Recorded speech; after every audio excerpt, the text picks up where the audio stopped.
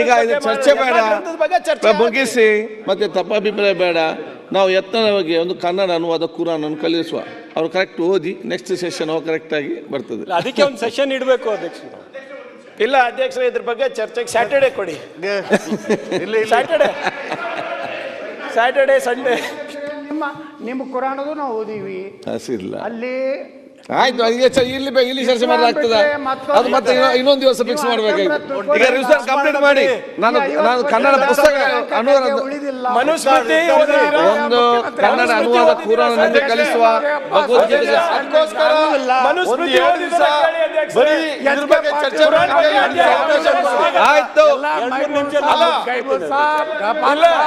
ಮನುಸ್ಮೃತಿ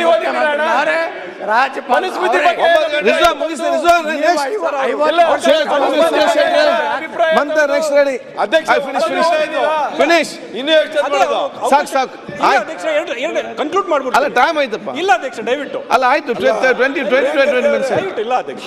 ಮತ್ತೆ ಸುರೇಶ್ ಕುರಾನ್ ಹೇಳತ್ತೆ ಹರಾಮ್ ಏನು ಅಂತ ಹೇಳತ್ತೆ, ಅದನ್ನೊಂದು ಸ್ವಲ್ಪ ಹೇಳಿ ಅವರು. ಹರಾಮ್ ಅಂದ್ರೆ ಏನು ಅಂತ. ಕಬೀರ್ ಅವ್ರದ್ದು ಬಿಡ್ರಿ, ಅಂಬೇಡ್ಕರ್ ಅವ್ರದ್ದು ಹೇಳ್ರಿ ನೀವು. ಬಿಟ್ಟು ಕಬೀರ್ ಅವ್ರಿಗೆ ಹೊಂಟ್ರಿ.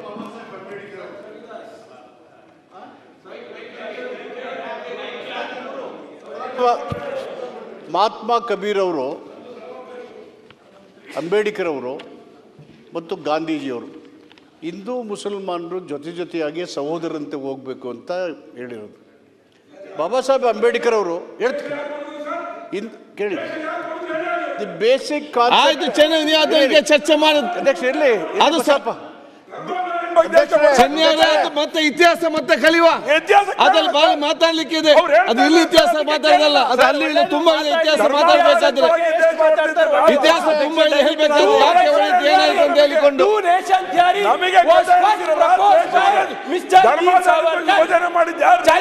ಮುಗಿಸಿ ಬೇಗ ನಿಮ್ಮಿದ್ದಾರೆ.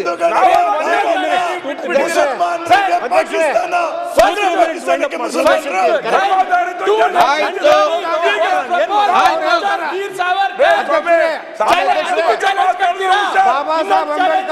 ಆಯ್ತು ಸಚಿವ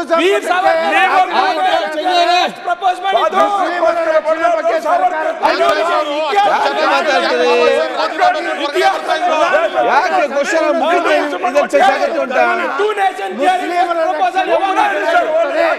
ಮಾತಾಡಿ, ನೀವು ಮಾತಾಡಿ, ನೀವು ಮಾತಾಡಿ, ಅವ್ರು ಕೂತ್ಕೊಳ್ತಾರೆ, ನೀವು ಮಾತಾಡಿ.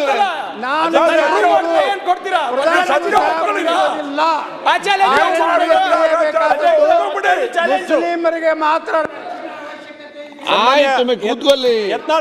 ನಾಳೆ ಮಾತಾಡಿ, ನಾಳೆ ಬೆಳಿಗ್ಗೆ ಮಾತಾಡಿ ಅಂತ ಹೇಳಿದನಲ್ಲ. ಆಯ್ತು, ನಾಳೆ ಬೆಳಿಗ್ಗೆ ರಕ್ಷಣೆ ಬಗ್ಗೆ ಸರ್ಕಾರ ಉಲ್ಲೇಖ ಮಾಡಿಲ್ಲ. ಹೋಲಿಕೆ ಮಾಡಿ ಆಯ್ತು, ನಾಳೆ ಮಾತಾಡುವಾಗ ಜವಾಹರ್ಲಾಲ್ ನೆಹರು ಸಂಪೂರ್ಣ ನಾಳೆ ಮಾತಾಡಿ ಬಜೆಟ್ ಮಾತಾಡುವಾಗ ಮಾತಾಡಿ.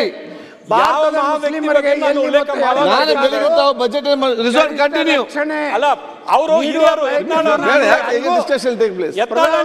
ಮಣಿಯುವುದಿಲ್ಲ. ಬೇಕಾದಷ್ಟು ಅವಕಾಶಗಳಿವೆ. ಮುಸ್ಲಿಮರಿಗೆ ಮಾತ್ರ ನಮ್ಮ ಮಾತನ್ನು ಅಡ್ಡಪಡಿಸಿದರೆ ಅಧ್ಯಕ್ಷರೇ ಆಯ್ತು, ಮುಗಿತಲ್ಲ. ಪಂಗಡಗಳು ಭಾರತೀಯ ನಮ್ಮ ಮಾತನ್ನು ಅಡ್ಡಪಡಿಸಿದರೆ ಏನ್ ಮಾಡೋದು ಅಧ್ಯಕ್ಷರೇ?